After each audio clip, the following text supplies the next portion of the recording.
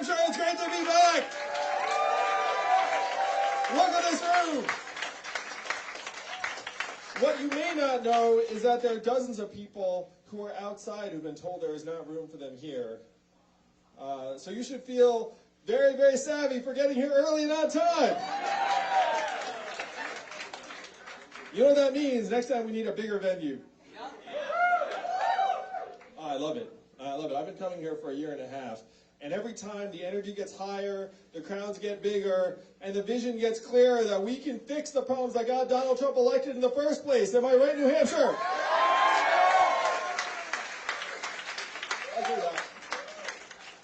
It's great to be back, and when I say back in New Hampshire, how many of you know that I went to high school here in the state?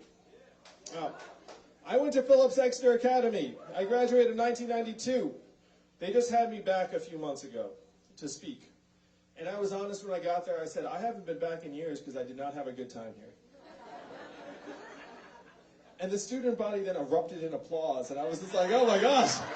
I didn't expect that reaction. Some things never change. So after I graduate, I'm going to give you a bit of a narrative arc. So I graduate from high school in '92. I go to Brown University, not that far from here.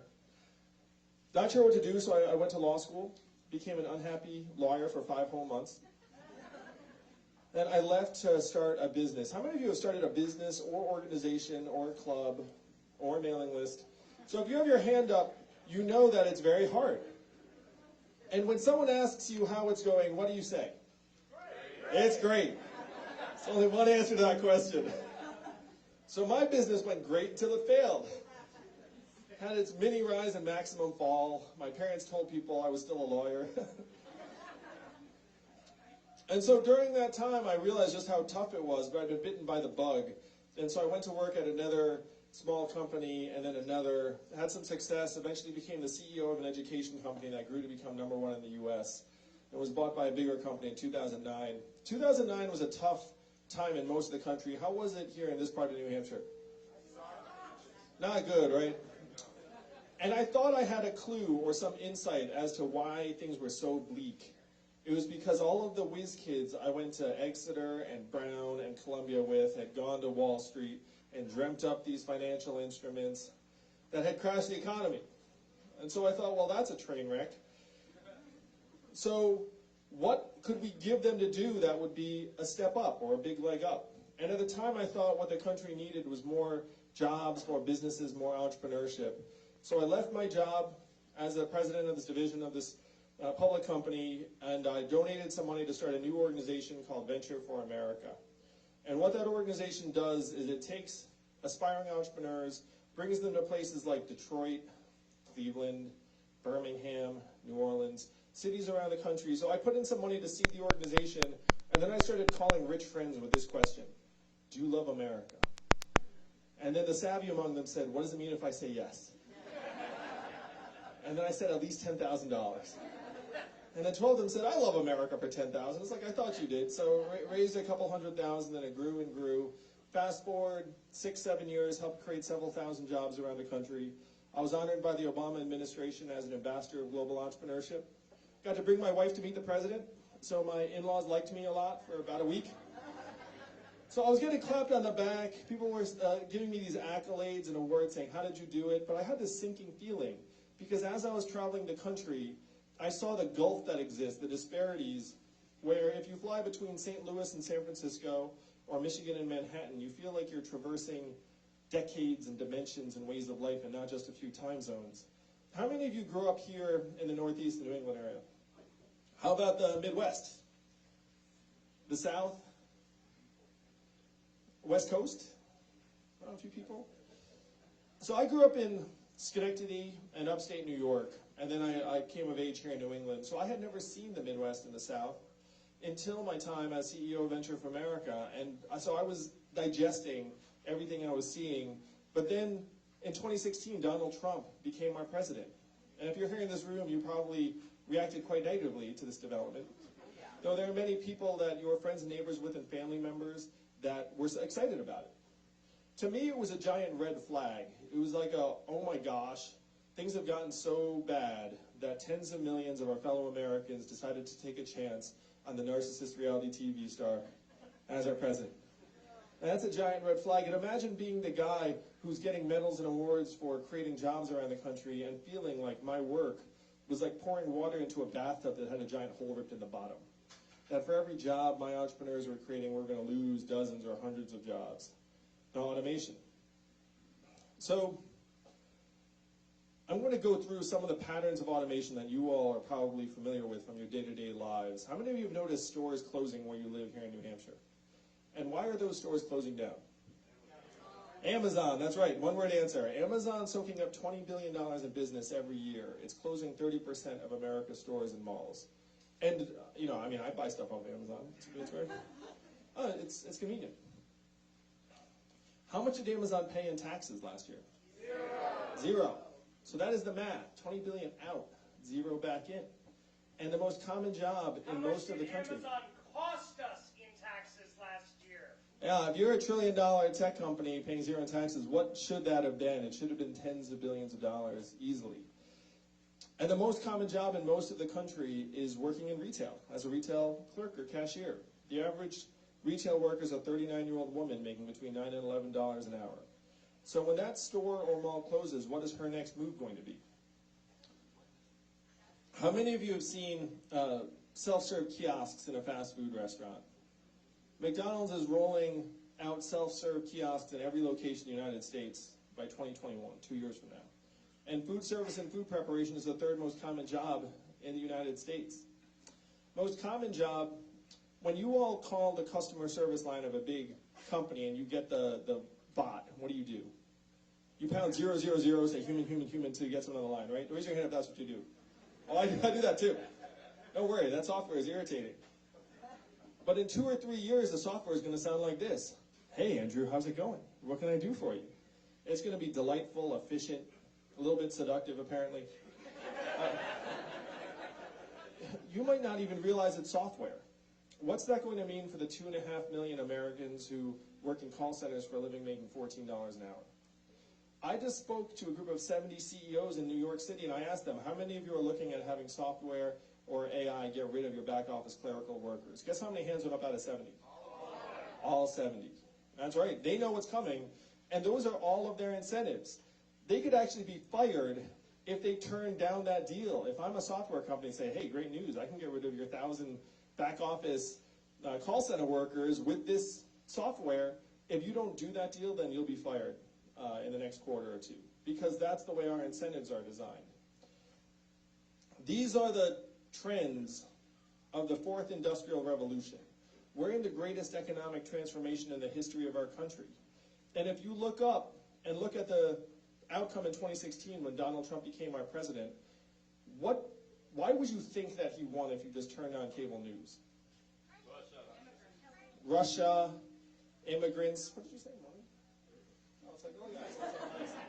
Russia, immigrants. What else is on the list? He was famous and running against 17 other people.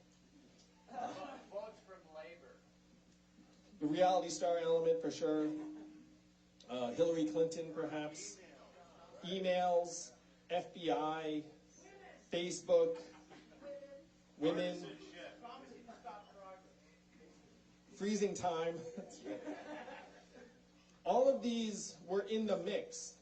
But when I looked at the numbers, there's a proximate cause that's really, really clear and distinct and tells a story in numbers, where we automated away 4 million manufacturing jobs that were based in Ohio, Michigan, Pennsylvania, Wisconsin, Iowa, and if that list of states sounds familiar, those are all the swing states you needed to win.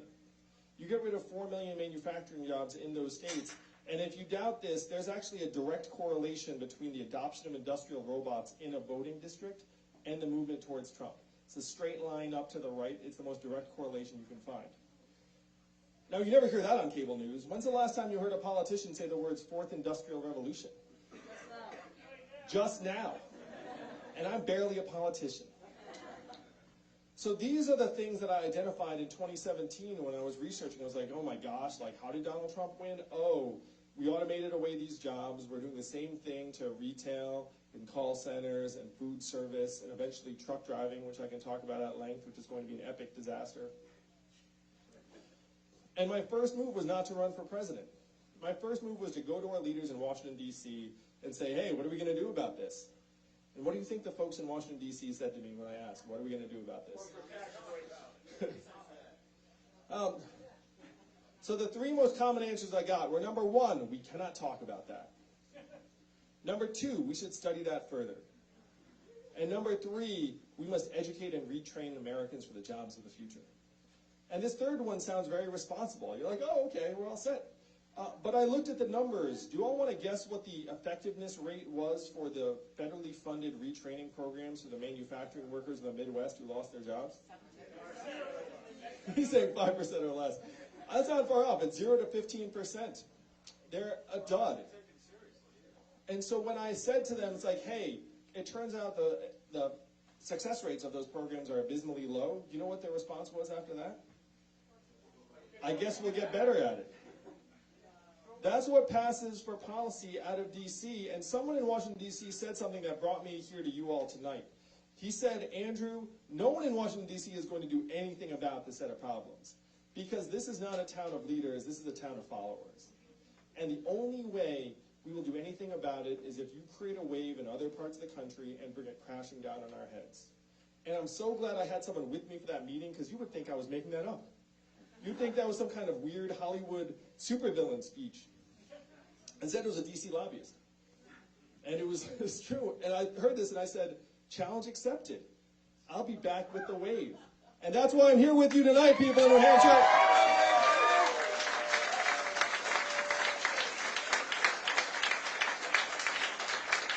So this is the arc. This is the arc that brought me here to you all. That got me out of my seat and said, okay, I get it. My country does not understand what is happening to it. We are scapegoating immigrants for things that immigrants have nothing to do with. We got rid of the manufacturing jobs. We're now going to do the same thing with these other jobs. And I'm going to just take a minute to paint a picture about truck driving. How many of you all know a truck driver here in New Hampshire? It's one of the most common jobs in 29 states in this country. There are 3.5 million truckers. Average age 49, 94% men. Average education, high school or 1 year of college. Make about $50,000 a year on average. It's a very difficult, demanding job. You're away from your family 4 days a week. But it's one of the lifeblood of our economy. It's like a backbone. My friends in Silicon Valley are working on trucks that can drive themselves. And they're motivated by the money. The cost savings for automating away truck driving jobs are estimated to be $168 billion per year. I want you all to think about that number for a second. $168 billion per year. This is why we have hundreds of the smartest engineers in our country working on solving this problem. Because if you solve that problem, the payout is in the hundreds of billions of dollars. If you're a professional investor and someone comes to you and says, hey, I've got some sensors and some technology that can move that process forward, you throw down millions of dollars to invest. Because this is the biggest pot of gold, one of the biggest pots of gold in American business today. Saying that they're not going to succeed, they tell me they're 98% of the way there right now. How many of you knew that there are robot trucks on our highways right now that UPS invested in the Southwest? Oh yeah, right now. You can Google it. Now, the reason why they're in Arizona is because the self-driving trucks are really bad with something called snow. So they test them in warm places where it's not going to snow. But they think they can get over the snow hurdle through something called teleoperators. So bear with me. Do you remember the first time you saw TV on your cell phone? You remember that? Remember that? Then thinking like, wow, we can do that now? Like actually watch a video and it's not choppy or weird. So that's 3G. We're in the process of rolling out 5G around the country.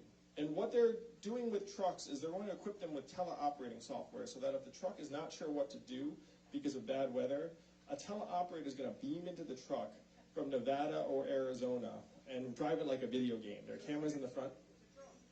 Essentially, you're turning the semi-truck into a drone. And then the drone pilot will be in Arizona or Nevada, and they'll beam in, drive it while the computer's not sure, and then the computer will go beep, beep, beep, and then it'll be like, I'm confident again, and then the teleoperator will beam back out. What do you think the ratio is going to be between the teleoperators and the 3.5 million truckers? 1%. 1 to 100, 2 to 100? Just one. There's going to be one guy in Kansas. There's one guy who just beams it on them all. What's that going to mean for the 3.5 million truckers or the 7 million Americans who work in truck stops, motels, and diners that rely upon the truckers getting out and having a meal? If you're a trucker, only 13% of American truckers are unionized. 87% are in mom and pop businesses. A lot of them took out personal loans that are essentially mortgages to get their own trucks. Imagine if you were a trucker who had a couple of trucks that you owed hundreds of thousands of dollars on, and then all of a sudden you're competing against robot trucks that never stop. It's like having a New York City taxi medallion, that's right. Where those medallions were a secure livelihood for a long time, and then along came the ride-sharing companies. This is like that on steroids. So these are the real problems, and they're not going to go away after we get rid of Donald Trump. Donald Trump is not forever, but these problems are just now accelerating. So this is the vision we have to take to the rest of the country, and what is that vision? If you're here tonight, you heard something like this at some point. There's an Asian man running for president who wants to give everyone $1,000 a month. Do you remember hearing that, New Hampshire? Nothing like the first time you heard that. And the first time, it sounds like a gimmick, it sounds like a joke, it sounds like it will never happen. But if you dig into our country's history, it's deeply American. Thomas Paine was for it at the founding of the country, called it the citizens' dividend. Martin Luther King championed it and fought for it in 1967, and it is what he was fighting for the day he was assassinated in 1968. It was so mainstream that 1,000 economists endorsed it, and it passed the U.S. House of Representatives twice in 1971 under Richard Nixon. Came this close to passing. It's called the Family Assistance Plan. The government was so into it, they started giving money out to Americans just to see what would happen. And the data came back, and it was very positive, came this close. The reason it didn't pass was that a study came out that erroneously said that giving people money increased divorce rates. And then they got a little gun shy, and then the moment passed. Then it turns out that study was wrong. But then Nixon had his problems, and then and then it got away from us. But then 11 years, well, I actually talked to someone who worked in Democratic politics in the Senate during that time period, and he said to me, he's a little bit older now, he said to me, this was the biggest mistake we ever made. He said we should have just taken that deal. Because if they'd taken that deal, that would have set an income floor for every family from 1971 till now. Can you imagine how different things would be? Came this close. But 11 years later, one state passed a dividend where now everyone in that state gets between $1,000 and $2,000 a year. No questions asked. And what state is that? Alaska. And how do they pay for it? Oil. And what is the oil of the 21st century? Technology, software, big data, self-driving cars and trucks. A study just came out that said that our data is now worth more than oil. Do you remember getting your data check in the mail, New Hampshire? No, but someone's getting your data check in the mail. I have a feeling it's Facebook, it's Amazon, it's Google, like they're getting the data checks over and over again. They're profiting to the tune of billions of dollars, and we're seeing none of it. So what started out sounding like a gimmick actually becomes a necessary move to help us evolve in the 21st century, to build an economy that will actually work for us. If you give Americans our tiny, tiny fair share of every Amazon sale, every Google search, every Facebook ad, every robot truck mile, we can generate hundreds of billions in new revenue very, very quickly.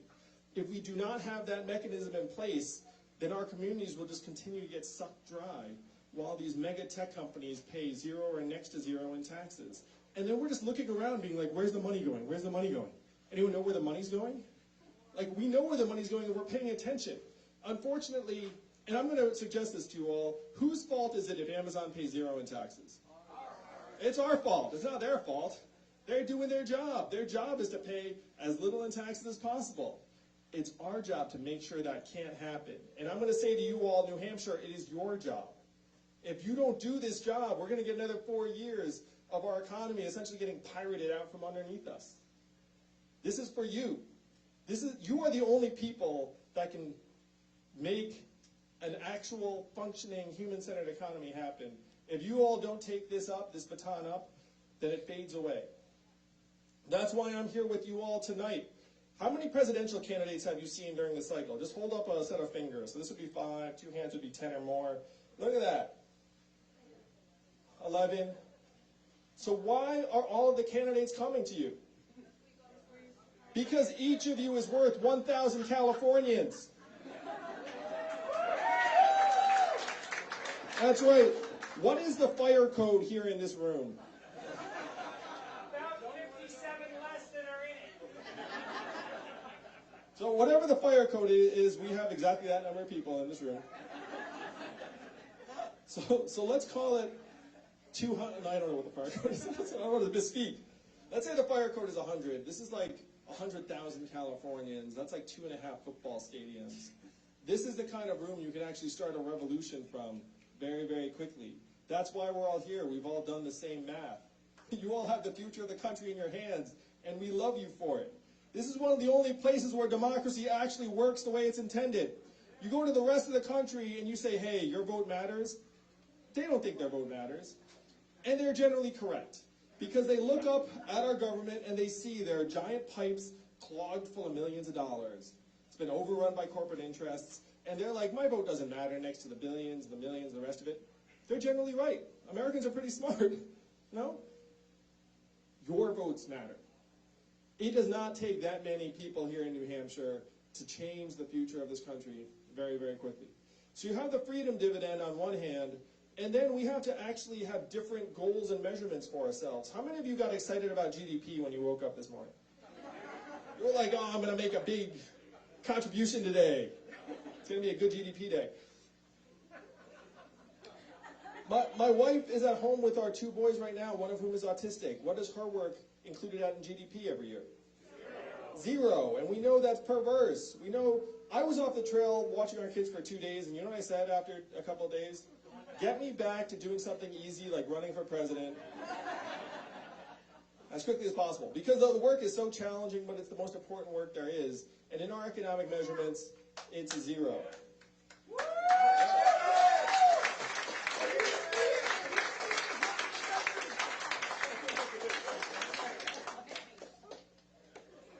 GDP is something we made up almost 100 years ago, and even the inventor, Simon Kuznets, said this. He said we should never use this as a measurement for national well-being because it's terrible for that. And here we are, riding it off a cliff 100 years later. We have record high GDP. You know what else that record highs in this country? Stress, financial anxiety, suicides, drug overdoses. It has gotten so bad that our collective life expectancy has declined for the last 3 years in a row. Debt, yeah, financial security and indebtedness, student loan debt. When is the last time America's life expectancy declined for 3 years in a row? The Spanish flu of 1918, 100 years ago, global pandemic, killed millions. We are back in Spanish flu territory as a society because of drug overdoses and suicides. We were following this GDP measurement to our own detriment. Self-driving trucks will be tremendous for GDP. It's going to increase it by tens of billions of dollars. It's going to be disastrous for many, many communities around the country. How many of you have run an organization or a division or a company? Imagine you had the wrong measurements for that organization. How's that organization going to do over time? That is where we are as a country right now. We have 3 big measurements that get thrown in our faces by business and media every freaking day. And what are they? GDP, stock market prices, headline unemployment, right? And they say if these 3 things are solid, then we're in great shape.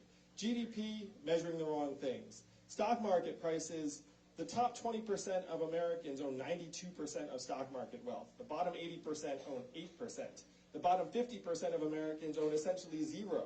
So if you're cheerleading the stock market, you're cheerleading the fortunes of the top 20% of Americans, which is not obviously relevant to the majority of us. Headline unemployment does not include labor force participation, doesn't include underemployment, doesn't include temporary or gig or contract work. If you look at our labor force participation rate right now, we're at 63%, the same levels as Costa Rica and El Salvador. Multi-decade low. Millions of Americans have gotten pushed out of the workforce. And if you remember Donald Trump in 2016, what did he say? Headline unemployment rate, is fake news, and now that he's president, he's like, oh, it's great. You remember that? Remember that switch? And he did say, we're going to make America great again. And then what did Hillary Clinton say in response? America's already great. And that did not work. We need a different message. We need to say, look, we get it. The struggles are real. The problems are real. People are getting pushed to the side. We're more stressed out. We're more indebted. We're working harder for less. Our costs just keep creeping up. You notice how health insurance only goes in one direction?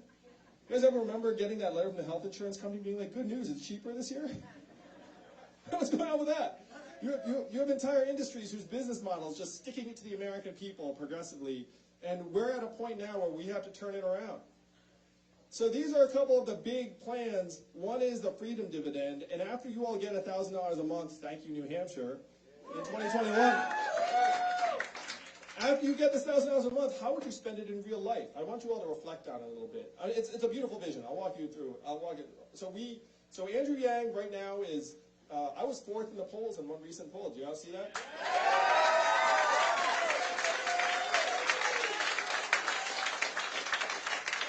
And I'm going to suggest to everyone here that it's a lot harder to go from anonymous to 4th in the polls than from 4th to 1st. 4th to 1st happens all the time. So after we take this vision to the rest of the country, I become president, we pass the freedom dividend, everyone's like, wow, that happened, it's beautiful, you get the $1,000 a month, how would you actually spend it in real life? Home improvement. Kids' education, child care, start a business, car repairs. How much of it would stay right here in New Hampshire? Most all of it. A little bit of it would float up to the cloud. You might upgrade your Netflix subscription and buy an extra toaster on Amazon. But most of it would go to daycare and Little League signups and local nonprofits. This establishment, you'd probably come here a little bit more often, like throw down an extra. And then each of these local businesses then hires, expands, stays open. This is the trickle-up economy, from our people, our families, and our communities up. And this is particularly important for rural areas that are the first to get depleted in the 21st century, where if you grow up in a rural area, you know your property taxes go up, your school costs go up, and you feel like your kids, unfortunately, feel like they have to leave in order to live the kind of life that they want. You know, they feel like they have to go to Boston, they have to go someplace else.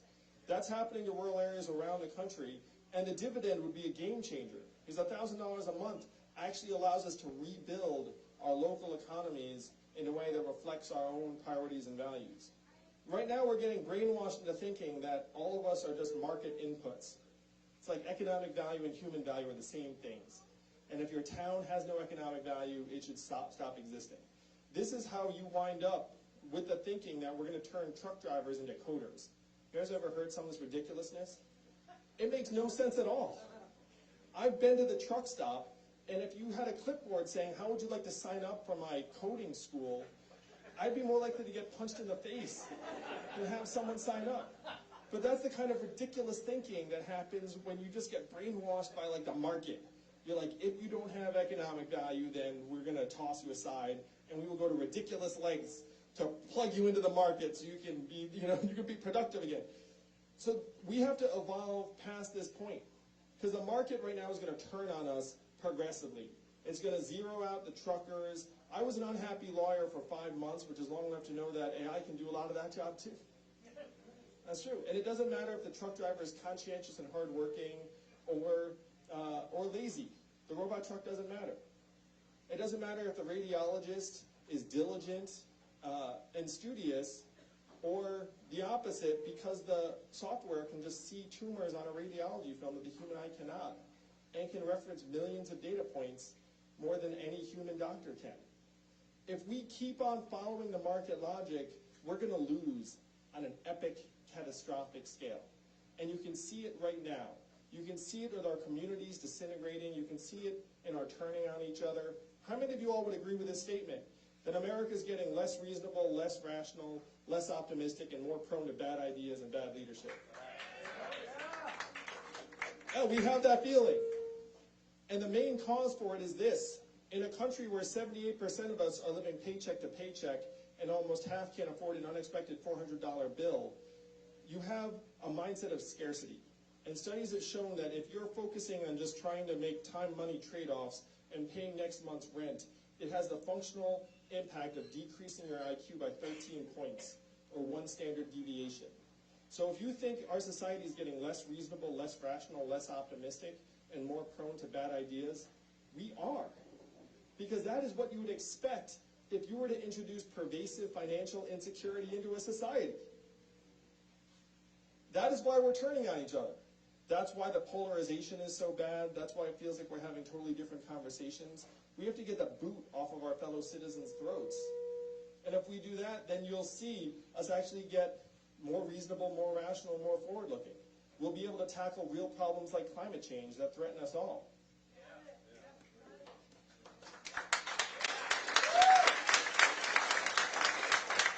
I didn't say that for you. So this description, this diagnosis of our problems and real set of solutions is why my campaign is now growing and growing and growing. I'm going to present to you all the case for me as the nominee. I am one of only 2 candidates in the field that 10% or more of Donald Trump voters said they will support. So if I'm your nominee, I sense there are some in this room. That means if I'm your nominee, we will win.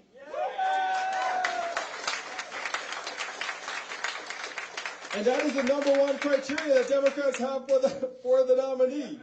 Really, think about it for a second. It's circular. It's like, what do we want in a nominee? Just beat Donald Trump. Please, please, please beat Donald Trump. What America has not figured out yet, that there is a sure thing to beat Donald Trump, and you're looking at him.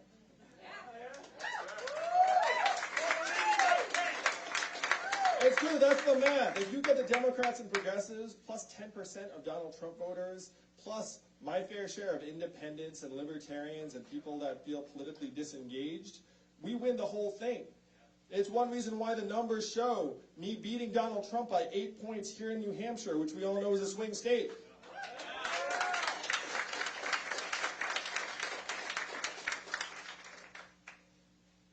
So Donald Trump diagnosed some of the problems correctly, but his solutions were garbage and nonsense. What were his solutions? And you said it, sir. What did you say?